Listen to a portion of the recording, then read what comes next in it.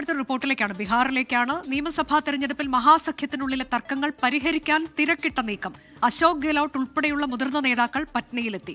മഹാസഖ്യം സർക്കാർ അധികാരത്തിലെത്തിയാൽ 20 ദിവസത്തിനകം യുവാക്കൾക്ക് സർക്കാർ ജോലി നൽകാൻ നിയമം നിർമ്മിക്കുമെന്ന് മാധ്യമങ്ങളെ കണ്ട തേജസ്വി യാദവ് പ്രഖ്യാപിച്ചു.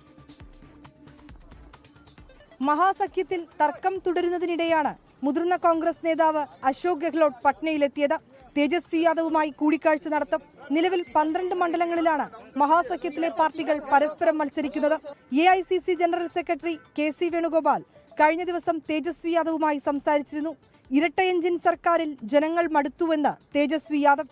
बिहार के लोग इस मौजूदा डबल इंजन की सरकार से परेशान हैं, त्रस्त हैं. തെരഞ്ഞെടുപ്പ് കഴിഞ്ഞാൽ മുഖ്യമന്ത്രി നിതീഷ് കുമാർ NDA വിടുമെന്ന പപ്പു യാദവ് MPയുടെ പരാമർശം അടിസ്ഥാനരഹിതമെന്ന് രാഷ്ട്രീയ മോർച്ച ഉപാധ്യക്ഷൻ അക്തർ നെഹാൽ 24നോട് പ്രതികരിച്ചു. पप्पू यादव कब क्या बोलेंगे, क्या करेंगे, कुछ समझ में नहीं आता है. मिस्टर लालू यादव उसके बाद यादव के नेता बने और अब तो वो यादव के भी नेता नहीं, अब वो परिवार के नेता है. NDAയുടെ മുഖ്യമന്ത്രി സ്ഥാനാർത്ഥി നിതീഷ് കുമാർ തന്നെയെന്ന് JDU MP ദേവേശ് ചന്ദ്ര താക്കൂറും പ്രതികരിച്ചു. വികസനവും ജനകീയ പദ്ധതിയും ഉയർത്തി NDA പ്രചരണം ശക്തമാക്കുകയാണ്.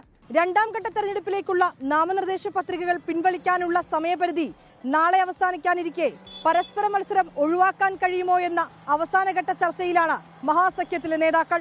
പട്നയിൽ നിന്ന് ക്യാമറാമാൻ ജിജീന്ദറിനൊപ്പം വിനീത VG 24. ലോകത്തെവിടെയായാലും ഏത് സമയത്തും 24 വാർത്തകളും ഓഗ്മെന്റഡ് റിയാലിറ്റി പാക്കേജുകളും എക്സ്പ്ലെയിനറുകളും വിശദമായി കാണാൻ ഞങ്ങളുടെ YouTube ചാനൽ നിങ്ങൾക്ക് സബ്സ്ക്രൈബ് ചെയ്യാം.